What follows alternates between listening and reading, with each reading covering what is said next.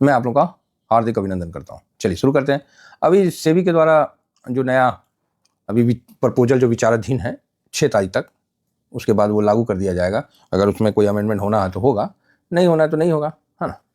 तो क्या है नहीं है आप लोग बोले तो ETF के रिगार्डिंग था, एक्सचेंज ट्रेडिंग फंड के रिगार्डिंग। मैं बोला चलो यार थोड़ा देख लेते हैं क्या है, सिस्टम क्या कर रहा है। सिस्टम सोया हुआ रहता है ना, तो वो देखता है फिर जागता है। सिस्टम कभी भी पहले कुछ नहीं करता है, तो सोया हुआ सिस्टम अभी जागा है और जाग के क्या कर रहा है जानिएगा तो आपको भी अच्छा लगेगा, है ना। आप भी बोलेगा अच्छा अभी जागे हो, तब से कहाँ थे। ये सिचुएशन है, ये सिचुएशन है।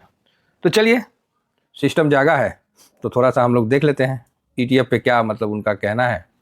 तो ETF पे जो उनका कहना है प्राइस फ्रेम को लेके मैं मोटा मोटी बता देता हूँ, है ना। बाकी जिनको पढ़ना है वो पढ़ सकते हैं, आप सेबी के उस पर जाके देख लीजिए। सबसे पहला आपको अभी यही आएगा, है ना। तो ETF का जो है ना, सबसे पहला जो पॉइंट मेरे सामने आया बेस प्राइस को लेके, कि ये जो नहीं आप लोग बोलते थे NAB, सर INAB देख के आप INAB इसका देखिए। हम क्या बोलते थे, बकवास है, यही बोलते थे। क्यों बोलते थे, कोई तो रीजन होगा ना कि हम NAB देखने के लिए नहीं बोलते थे। जो नहीं वहाँ इंट्राडे नेट एसेट वैल्यू यही है, कोई इसमें तोपची नहीं है। अब जाके उनको लग रहा कि हाँ हो, ये तो INAB का तो वैल्यू खत्म कर दिया है, लोग देखते ही नहीं है। तो ये क्या था, ये जैसे आज जो ट्रेडिंग होगा ना, तो पिछले 2 दिन का डाटा के साथ ये अपना देता है INAB और नेट एसेट वैल्यू। ये मतलब उतना कारगर नहीं था, तो इसको बोला गया कि भैया इसको रियल टाइम में लाया जाए, जिससे क्या है कि थोड़ा कारगर हो, तो काम करे हो मार्केट में, है ना। अच्छा है, बढ़िया चीज़ है, सुधार होते रहना चाहिए। और उसके बाद इन्होंने बोला कि जो प्राइस बैंड पे भी चलेंगे, तो वही उस पर मतलब जो सेटलमेंट है उसको आप जल्दी करिए, और लास्ट 1 डे का जो नहीं होता है INAB उसको देख के करिए। लास्ट का 30 मिनट को बेस बनाकर आप उसको प्राइस सेट करिए, जिससे क्या है कि लोगों को सही समझ में आए, है ना। तो पहला तो ये था। अब क्या बोले, दूसरा था कि जो प्राइस बैंड है उसको आप देखे होंगे कि ETF में 20% का था। तो बोला अरे 20% का इस बार ETF में ज़्यादा हुआ ना, बताया नहीं था आप लोगों को कि इतना पैसा ETF में गोल्ड और सिल्वर में लगा, उतना तो पूरा इक्विटी मार्केट में नहीं लगा। सबका फोकस पहुंच गया वहाँ पर ही। तो वहाँ पर ही बोला गया कि जो कहा थे, हाँ 20% को सुधारने की आवश्यकता है। 20% बहुत ज़्यादा है, ऐसा करो इसको सुधार करो। चल भाई सुधार कर, कौन चीज़ सुधार करोगे। तो बोला कि यार ETF तो 20% 5% मूव नहीं करता है, तो 20% काहे है, इसमें ट्रेडिंग मतलब क्या बोलते हैं सट्टा हो सकता है, तो इसीलिए उसको अब 10% का सर्किट।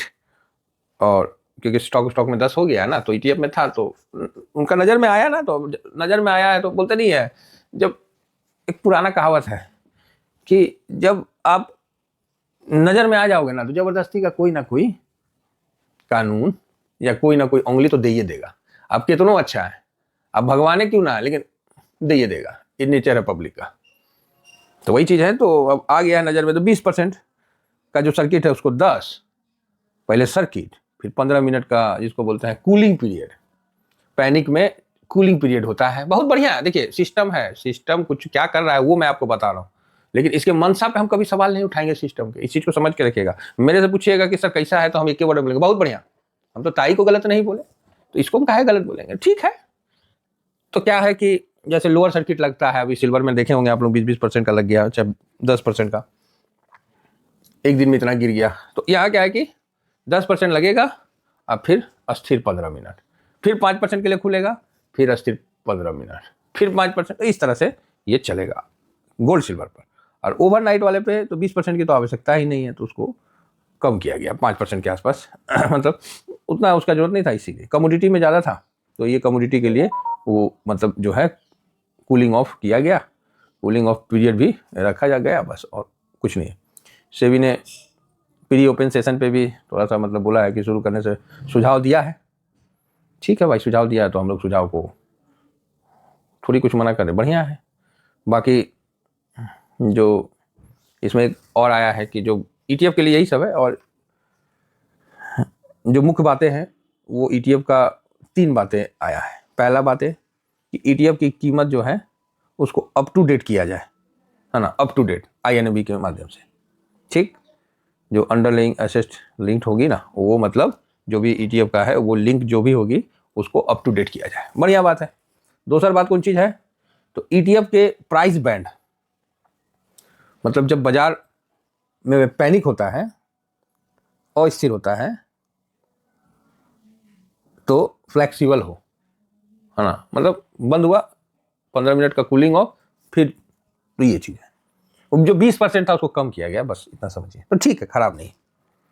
तीसरा क्या था कि ETF में प्री ओपन सेशन का जो है ना, और जो सर्किट है उसको थोड़ा डिस्कवरी, मतलब प्राइस को थोड़ा सा उस तरह से करने का किया है। तो तीनों चीज़ है। तो अब आप बोलोगे सर इससे स्टॉक मार्केट में क्या असर होगा, क्या होगा, रॉकेट बन जाएगा? अरे कुछ नहीं, मतलब चलते रहता है। नेक्स्ट स्टॉक, चौथा में जो स्टॉक बाजार में है ना, उसमें एक फ्रेमवर्क के तौर पे ETF का प्रेजेंट किया है। अब ये कंप्लेंस होना है 6 मार्च तक, तो उसके बाद देखा जाएगा। साथ में एक और भी है ना कि जो भी ब्रोकरेज हाउस है सॉरी, अब उसी में NSE, BSE, T1 यही सब है। तो अच्छा है, जो हो रहा है बढ़िया है ना। कहीं कोई मेन बात गोल्ड सिल्वर का जो इतना हुआ है ना, उसी को लेके ज़्यादा फोकस में हो गया है, और कोई बात नहीं है। अब उसी में सब चीज़ को थोड़ा सा व्यवस्थित किया जा रहा है, तो अच्छा है, ख़राब नहीं है किसी भी एंगल से। और जो ब्रोकरेज हाउस को भी सेबी ने देखिए INB का दिया हुआ है ना कि लास्ट का जो T1 डे का 30 मिनट का रहेगा, उसी के बेस पे आप INA भी बनाइएगा, ठीक है। ये नहीं कि 2 दिन पहले 5 दिन पहले का INB बनाइएगा। और प्री ओपन सेशन में भी अगर हो जाता है तो बढ़िया है। अपना क्या है, should there is separate pre open session community based ETF too, अच्छा क्या है नेक्स्ट, तो पब्लिक कमेंट्स, ठीक है। तो ये बस यही है सर, और कुछ नहीं है। तो इसीलिए ऐसा कोई बहुत ज़्यादा अच्छा है, ETF को थोड़ा अपडेट किया जा रहा है, बस यही है फाइनल। और 3-4 चीज़ जो था वो मैंने बता दिया। हाँ, एक है कि थोड़ा सा ब्रोकरेज वाले पे बोल रहा है कि भाई तुम लोग जो है ना, अपना पूरा जो क्लाइंट का डिटेल है, अकाउंट है, उसी का डिटेल दो ना। तुम तो पूरा गाँव घर का डिटेल रख देता है, तो फालतू का पेपर वर्क हो जाता है, समझ में भी हम लोग को नहीं आता है। तो ये उन ब्रोकरेज के लिए है, जैसे SBI, ICICI, वो ब्रोकर भी और बैंक भी है। तो जब आप ब्रोकर और बैंक रहते हैं तो आप बड़ा दिखा देते हैं अपना जो भी है फंड ऐसे जो भी है, अब उसके बाद आप मार्जिन ट्रेडिंग में ज़्यादा करवा देते हैं। तो इसीलिए बोला प्राइवेट ब्रोकर है उसके लिए भी बोला कि भाई हिसाब किताब से करो, है ना। तो वही सब चीज़ है। तो सेबी क्या करेगा, समझे ना, सेबी कुछ वैसा नहीं। सेबी जो भी करेगा वो मतलब कानून को ही फॉलो करवाने का कोशिश करेगा, तो वही कर रहा है, और ऐसा नहीं है। मतलब सेबी से आप हमेशा ऐसा समझिए कि सेबी आपको वेलफेयर नहीं दे देगा, कभी वेलफेयर नहीं दे देगा, बात समझे। कोई भी सरकारी तंत्र आपको वेलफेयर नहीं देगा, आपके वेलफेयर पर बराबर बांट करवा देगा, समझे ना। आपको वेलफेयर नहीं देगा, आपके वेलफेयर को जब देखेगा ज़्यादा भीड़ हो रहा है तो वहाँ उसको संतुलित करेगा। तो सेबी भी वही करता हुआ है। चलिए, बस इतना था छोटा सा अपडेट, तो मैं सोचा कि बता देता हूँ। Thank you very much. जय हिंद।